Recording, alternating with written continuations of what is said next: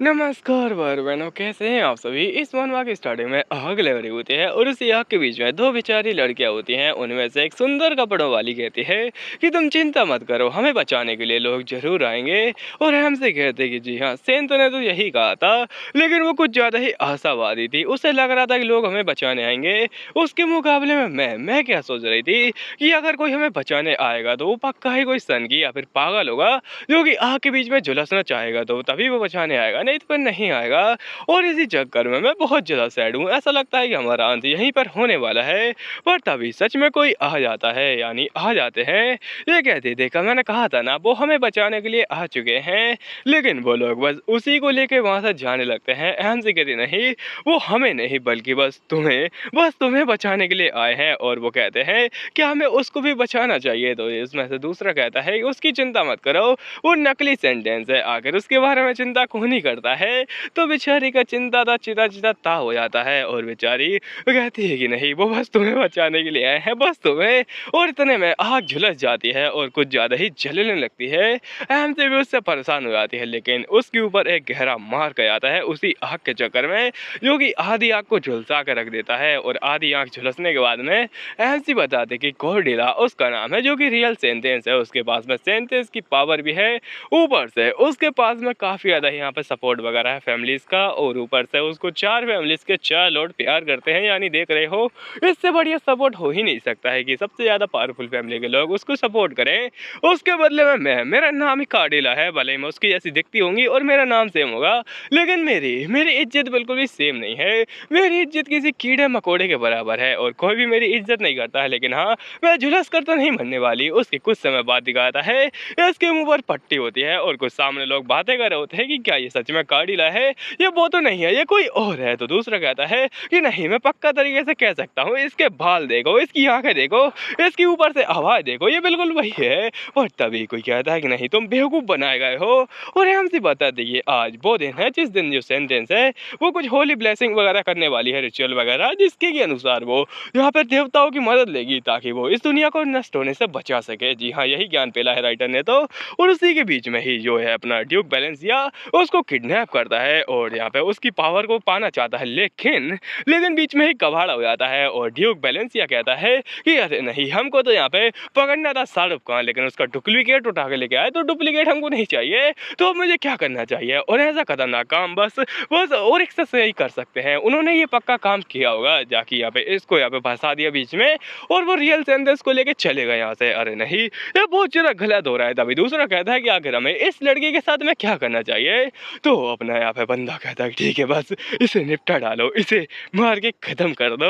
और ये बेचारी पूरी शौक हो जाती है कि क्या, बस मेरे को मार के खत्म कर दो, ये कोई बात थोड़ी ना हुई। और वो बताने लगते हैं कि मेरी लाइफ अगर कंपेयर किया सेंट है तो बहुत ज्यादा बेकार चल रही है। ऊपर से जो यहाँ पर बैलेंसिया है, उसने भी मेरे को किडनैप कर लिया है सेंटेंस की वजह से, तो मैं उसकी जगह पे सेक्रीफाइस दे रही हूँ। ये मेरे लिए महान और गर्व की बात होनी चाहिए। वेल, राइटर तो यही कहना चाहता है, लेकिन क्या फर्क पड़ता है। कहते हैं जी हाँ, यही होने वाला है जो कि मैंने एक बुक में पढ़ा है, जो मेरे फ्यूचर में होने वाला है। लेकिन आखिर मैं ये क्यों बन चुकी हूँ और मैं कैसे रोकने वाली हूँ, मुझे नहीं पता है। आखिर मैं इसको कैसे रोकूंगी। और बहुत ज्यादा गुस्सा होती है। वेल, ये उससे कुछ सालों पहले का सीन है और ये कहते हैं कि मेरे तो लग चुके हैं बहुत ही बुरे वाले। और ये कुछ बढ़िया सा सीन होता है एक ऑर्फनेज का, जहाँ पर ये अपनी एमसी झोला टांग रही होती है। एमसी कहती है कि हम तो रागीर हैं भैया जी, हम तो उठा पोटली चल देंगे, भेगर है हम तो, और चलते ही रहते हैं, इसलिए मैंने भी पोटली टांग ली है। वैसे आपको नहीं दिख रही है क्योंकि वो इसके अंदर है, यानी कपड़ों के अंदर ही छुपा के टांग रखी है। और एमसी कहती है कि जो रियल सेंटेंस है ना, उसकी जगह पे मैं जाने वाली हूँ, क्योंकि वो दरअसल मिलती है इस जगह पर। और उससे जब मैं टकराऊंगी तो यहाँ पे मैं चूर चूर हो जाऊंगी, मतलब ये उससे मिलेगी, उनको किडनैप किया जाएगा और उसके बाद में इसका बम बम। और एमसी कहती है बस मुझे उससे बचना पड़ेगा, तो मुझे भागना पड़ेगा उससे। इससे पहले कि मैं उससे मिलूं, मुझे यहाँ से भागना पड़ेगा। अगर मैं उससे मिली तो मौत हमसे मिल जाएगी और मैं मार जाऊंगी, इसलिए भागो। और ये भागने लगती है वहां से।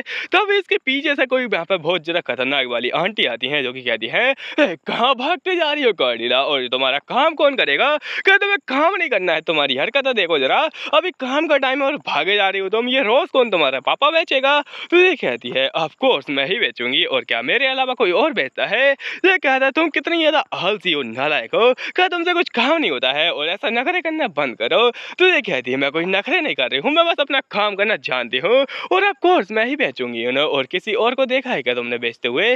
मैं ही बेचती हूँ। तो वो आंटी गुस्सा हो जाती है और कहती है तुम्हारी ये हिम्मत, तुम बहुत ज़्यादा करती जा रही हो। तो अपनी एमसी कहती है कि तुम तो अंधी हो, अकल की अंधी और आँखों की भी अंधी। तुम्हें दिखाई नहीं दे रहा कि मैं सामने खड़ी हूँ तुम्हारे, अगर मैं यहाँ से चली भी जाऊँ तो तुम्हें पता ही नहीं चलेगा कि मैं जा चुकी हूँ, क्योंकि तुम तो अंधी हो अंधी और तुम्हें कद्दू भी समझ में नहीं आता है। तुम मुझे क्या समझाने की कोशिश कर रही हो आखिरकार? तो तुम बाहर में जाओ, मैं तुम्हारी नहीं सुनने वाली।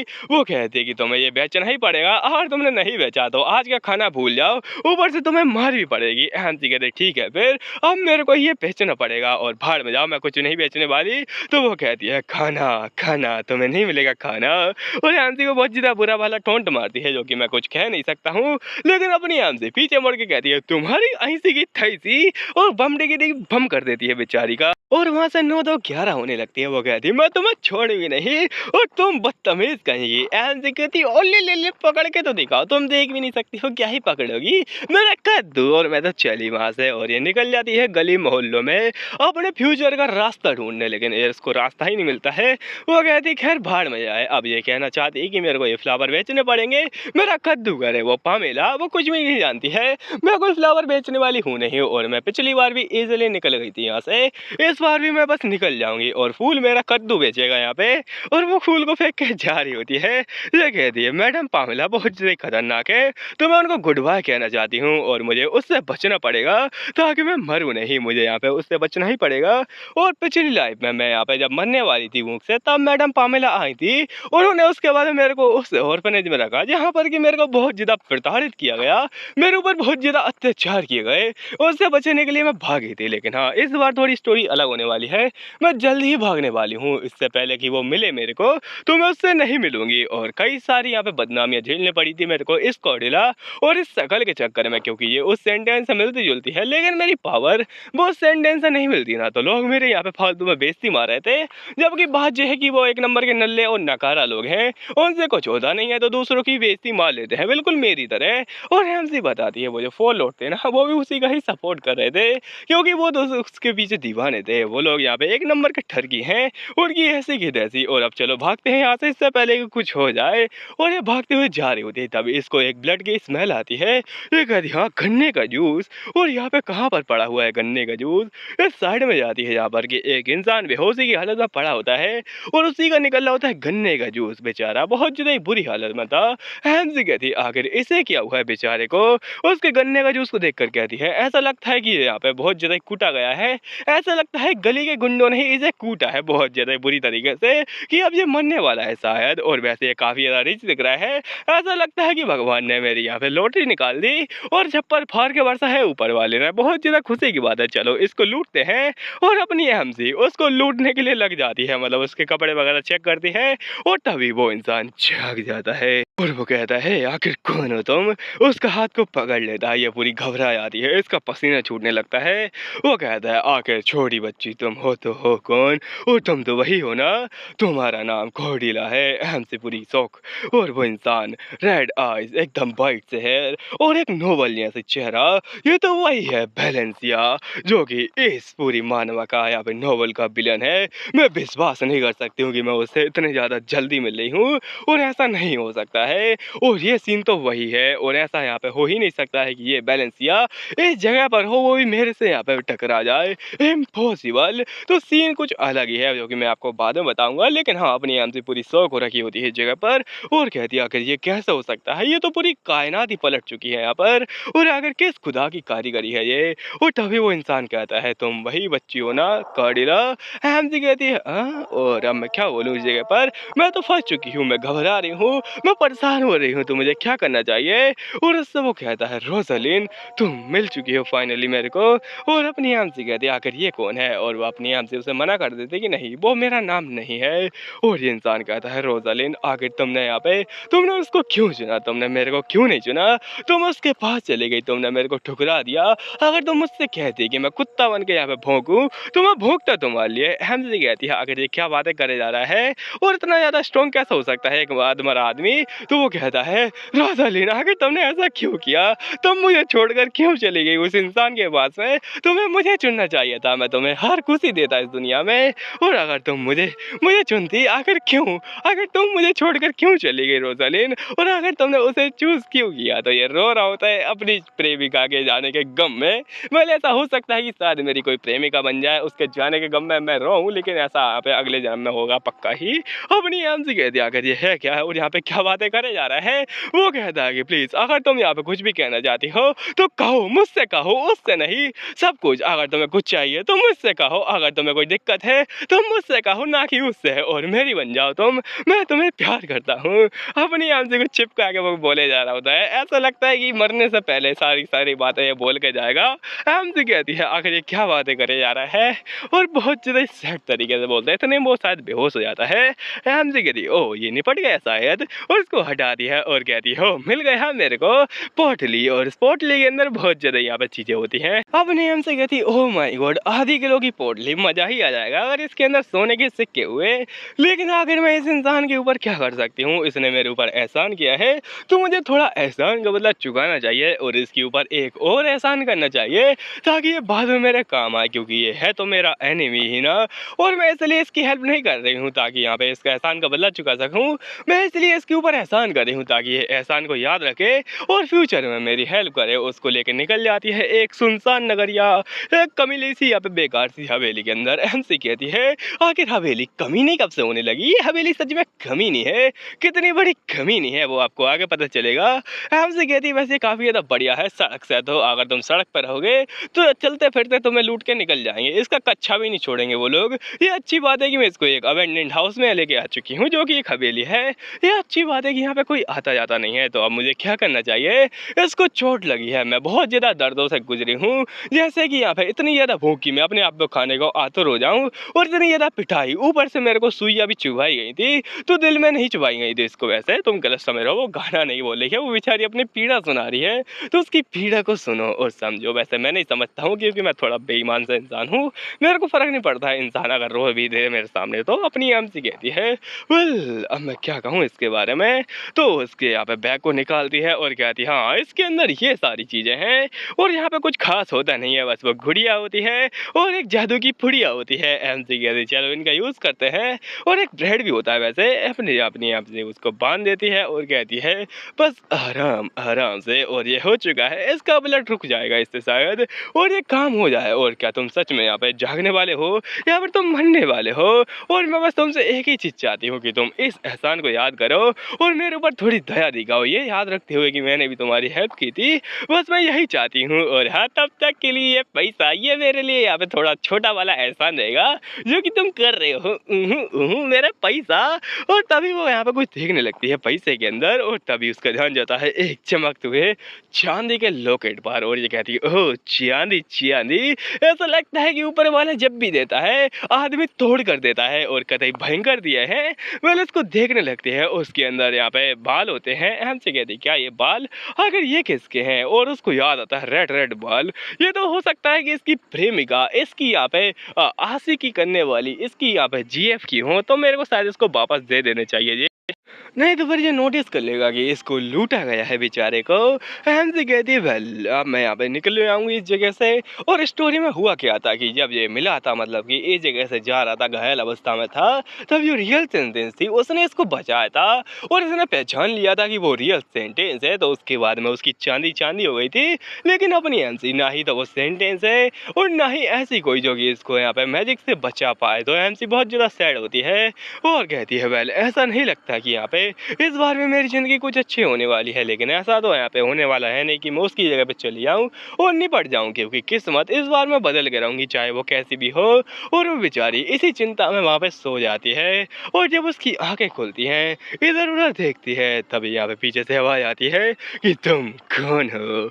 और हमसे डर जाती है, बहुत ज़्यादा ही डर जाती है। ये इंसान क्या था, आखिर तुम्हारा नाम क्या है और तुम उसकी ऐसी क्यों लगती हो? एमसी कहती है, मैं वो नहीं हूँ जो कि तुम सोच रहे हो, तुम गलत इंसान को यहाँ पे जान रहे हो। और वो कहता है कि ओह! क्या तुम्हारा नाम यहाँ पे कोडिला है? क्या तुम वही हो कोडिला? से पूरी घबरा जाती है और कहती है अरे नहीं, ऐसा लगता है कि ये मेरे को रियल सेंटेंस समझ रहा है, लेकिन मैं बता नहीं सकती हूँ, नहीं तो फिर ये मेरे को झूठा मान के मेरे को मार डालेगा बाद में। से कहती है तुम किसके बारे में बोले हैं? मुझे नहीं पता है उसके बारे में। ये कहता है ओह कम ऑन तुम ही हो वो, मुझे यहाँ पे अच्छे से पता है, मैं तुम्हें जानता हूँ। से कहती है मैं किसी को भी ऐसी को नहीं जानती हूँ जिसके बारे में तुम बातें कर रहे हो, कोडिला नाम की लड़की, ना ही मैं उसे जानती हूँ, ना ही कुछ और हाँ, मैं यहाँ पे कुछ ज़्यादा उनसे बातें करना नहीं चाहती, बस ये याद रखो कि मैंने तुम्हारी हेल्प की थी, बाकी और कुछ भी नहीं जो भी हमारे बीच में हुआ है। तभी वो अपनी एमसी का प्यारा सा मुलायम सा चेहरा पकड़ते हुए कहता है कि तुम रोजालिन की बेटी हो और मैं तुम्हें अच्छे से जानता हूँ, तुम वही हो ना? एमसी घबरा जाती है और कहती है अरे नहीं, और ये तो वही है ना? अब मेरे को याद आया कि जो बैलेंसिया है उसकी प्रेमिका, उसकी आशिकी की, अब जी है मैं क्या बकवास करे जा रहा हूँ, खैर ये मान लो कि यहाँ पे उसका पहला पहला प्यार जिससे कि हो गया था इसको प्यार, तो ये वही था जिसने कि यहाँ पे शादी की थी उसके साथ में, लेकिन थोड़ी दिक्कत थी कि उसकी पहले किसी के साथ में शायद शादी हो चुकी थी और इसकी यहाँ पे शादी उससे बाद में हुई थी और शायद यहाँ पे उसका एक बच्चा भी था, तो मेरे को पता नहीं क्या हुआ, लेकिन हाँ एक बच्चा और था उसका, तो यहाँ पे इसका ड्यूक से एक और बच्चा हुआ, यानी कि दो बच्चियाँ, तो दो बच्चियां हैं उसकी और अपनी आम से कहती है हाँ मेरे को याद आया, जब वो यहाँ पे उसकी बच्ची 3 साल की थी तब वो मारी गई थी और मुझे नहीं पता इसके बाद में क्या हुआ है, लेकिन हाँ सेंटेंस ने इसको बचाया था और उसके बाद में सेंटेंस को लेकर निकल रही थी, लेकिन अब मैं कोई सेंटेंस तो हूँ नहीं, तो मैं इसको कैसे बचाऊँ? यहाँ पे तो सारी चीज़ें उलट पुलट हो चुकी हैं, चीज़ें वैसे ही हैं, बस अपनी एम सी यहाँ पे जो रियल सेंटेंस है उसकी जगह पे आ चुकी है। और अब क्या होने वाला है, क्या मैं सच में यहाँ पे रुक पाऊंगी? वेल ऑफ कोर्स ये मेरे को एक्सेप्ट नहीं करने वाला है। एम सी कहती है मैं वो नहीं हूँ, तो मेरे को वो मारना बंद करो और मैं उसके बारे में कुछ भी नहीं जानती हूँ और मैं तो बस छोटे से ऑर्फनेज, आई मीन मैं क्या बोल रही हूँ, मैं बस यहाँ पे एक ऑर्फन हूँ जो कि ऑर्फनेज से आती है। और तभी पीछे से कोई यहाँ पे गेट खटखटाता है। हंसी कहती है अरे नहीं भागो यहाँ से, और वो ड्यूक बैलेंसिया को लेकर पीछे जाने लगती है, एक सोफा के पीछे वो छुप जाती है। उसके बाद में कोई आता है, ये कहता है क्या हुआ है तुम्हें आखिरकार, लेकिन अपनी एमसी यहाँ पे उसके ऊपर चढ़ के उसका मुंह ही बंद कर देती है बेचारे का। और तभी पीछे से कोई कहता है कि क्या तुमने कुछ सुना? मेरे को थोड़ी बहुत जहाँ से साइड में से आवाज़ आई, तो उस आगे वाला बंदा कहता है कि मुझे पता है तुम ऐसा ही नाटक करे हो ताकि तुम उस बात को छुपा चुको जो यहाँ पे तुमने सरप्राइज वाला यहाँ पे आवाज़ निकाली है, और मुझे पता है तुम क्या छुपाना चाहते हो। तो वो कहता है क्या मतलब है तुम्हारा? तो यहाँ पे ये अपना जो ब्राउन बालों वाला है, वैसे दोनों के ब्राउन है, लेकिन मैं क्या कहूँ जो थोड़ा वाइटिश दिख रहा है ना, वो कहता है कि मुझे पक्का यकीन है कि तुमने फादा है ना अभी यहाँ पे हवा निकाली है तुम्हारे पिछवाड़े से, उसको यहाँ पे छुपाने के लिए तुम इधर उधर के बहाने मार रहे हो। तो ये कहता है क्या नॉनसेंस है, मैं ऐसी गंदी हरकतें नहीं करता हूँ। अहम सी कहती है ओह ये तो हम प्रे हैं और ये तीनों के तीनों नालायक हैं, और वो दोनों बातें कर रहे होते हैं कि चलो ये अच्छी जगह है हम लोग को सिगरेट पीने के लिए, वो पामेला हमें इस जगह पे परेशान नहीं कर सकती है, अब हम लोग थोड़ा चिल कर सकते हैं। पर काम बहुत ज़्यादा ही होता है हमें, जैसे कि बच्चों की कुटाई करना। तो ये अपनी आम से कहती है अरे नहीं मेरे को इसका मुंह बंद करना पड़ेगा और ये कुछ बोल ना पाए, और कुछ ज़्यादा ही जोर से दबा देती है। अहम से कहती है हिलना बंद करो और बोलना भी बंद करो, और बहुत ज़्यादा गुस्से में होती है, लेकिन वो बेचारे का मुंह दबा रही होती है, मतलब उसको मारने ही वाली होती है। वैसे इसने नाक तो नहीं दबाई, लेकिन नाक में उंगली ही घुसे रखी होती है। अहम से कहती है हाँ रुको जरा ये मरने वाला है क्या, और उसका यहाँ पे हाथ हटा लेती है। वो कहती है अरे नहीं मैं यहाँ पे हड़बड़ी के चक्कर में इसको मारने ही वाली थी। और तभी वो आंखें फैला के देखने लगता है, अहम सी का हाथ पकड़ता है और यहाँ पे वो देखता है कि उसके हाथों के ऊपर कुछ पेंसिल या फिर कह सकते हो सुई चुभने का निशान है, और ये देख कर पूरा शौक हो जाता है। तभी साइड में वो लोग कहते हैं ओह जरा ये क्या है, उसके पैरों के नीचे अपनी अहम सी की पोटली आ चुकी होती है, जिसमें से वो डॉल को देखता है और कहता है ओह ये डॉल तो काफी ज्यादा जानी पहचानी लग रही है ना, ये कचरे से बनी हुई डॉल, आखिर कौन बेवकूफ बच्चा बनाता होगा, ये तो वो कोडिला की डॉल नहीं लग रही है क्या तुम्हें? तो वो दूसरा कहता है बकवास करना बंद करो, वो यहाँ पे क्या करेगी? तो ये कहता है अपना यहाँ पे थोड़ा सा मोटा सा वो कि वो लड़की आज मेरे को देखी नहीं है, ऐसा लगता है कि वो यहाँ से भागने वाली है। तो ये कहता है कहाँ तक भागेगी, कभी तो हमारी पकड़ में आएगी और उसके बाद में उसकी पिटाई होगी। अहम से कहती है अगर उन्होंने मेरे को पता कर लिया मेरे बारे में कि मैं भागने वाली हूँ, मतलब मेरे को यहाँ पे थोड़ा भी यहाँ पे उन्होंने जान लिया, तो वो मेरी बहुत ज़्यादा बुरी तरीके से कुटाई करेंगे, बिल्कुल उस लड़की की तरह जिसको कि इन्होंने कूट कूट कर बेचारे को अपाहिज कर दिया था, और उसके बाद में वो सड़कों पर कहीं भीख मांग रहा था, उसकी ज़िंदगी इन्होंने बर्बाद कर डाली। ये बहुत ज़्यादा अत्याचारी लोग हैं और मैं इनसे यहाँ पे बचना चाहती हूँ, लेकिन मैं क्या करूँ, शायद मैं इस बार मरने वाली हूँ। तभी ड्यूक अपना आराम से उसके ऊपर यहाँ पे हाथ फेरता है और कहता है शांत रहो, तुम्हें कुछ भी नहीं होने वाला है। लेकिन उसको दबा देता है वो और कहता है कि अपनी आँखें बंद कर लो, अपने कान भी बंद कर लो, बिल्कुल भी कुछ सुनना और देखना मत। एमसी कहती क्या कह रहे हो आखिरकार? तो वो कहता है बंद कर लो बस फटाफट से, और अपनी एमसी आँख कान को बंद कर लेती है और वो बड़े गुस्से में आगे बढ़ने लगता है।